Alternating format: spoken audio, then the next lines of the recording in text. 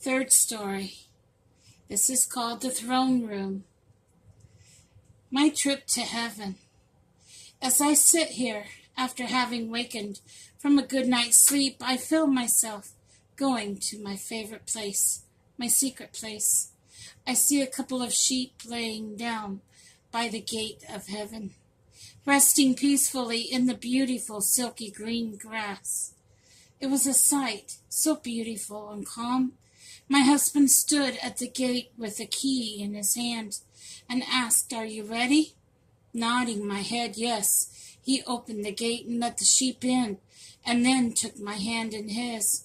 On the way in, a little ways up the path, there was a small pond. A beautiful white horse was drinking from it. It was so gorgeous. The horse looked at me and started to walk away, but then my husband reached out and grabbed it. He pulled it over and started petting it. All the animals are tame in heaven. They don't bite. They are all friendly. The horse reached down and brushed against my shoulders gently. I reluctantly reached out and gently patted him.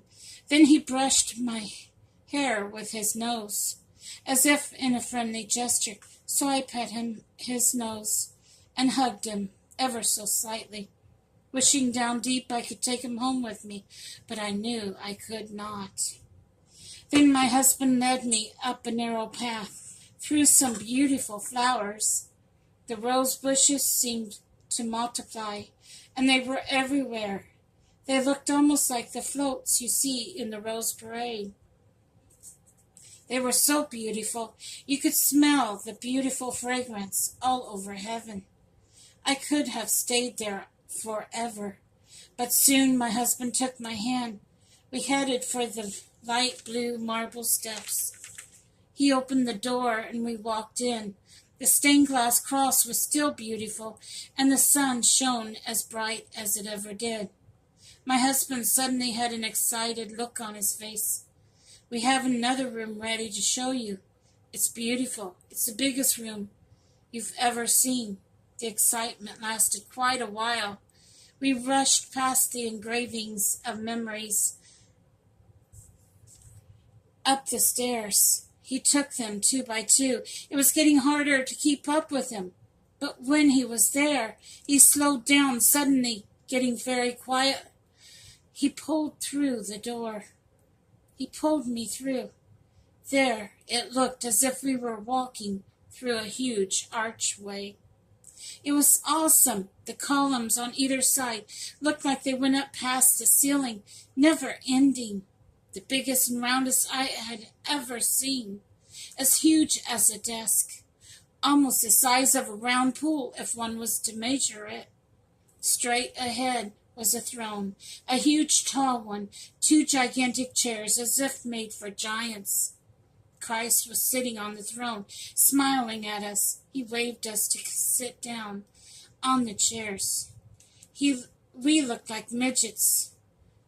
We sat there, dangling our feet and legs.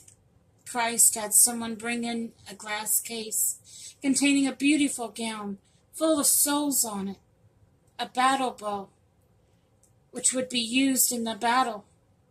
Looking at all of it was breathtaking. Christ told me, "This is for my queen. When she arrives, we will be doing battle. She will make a beautiful angel." I gazed at Christ, glanced back at the case, thinking how awesome it will be, knowing I would have a higher calling in heaven.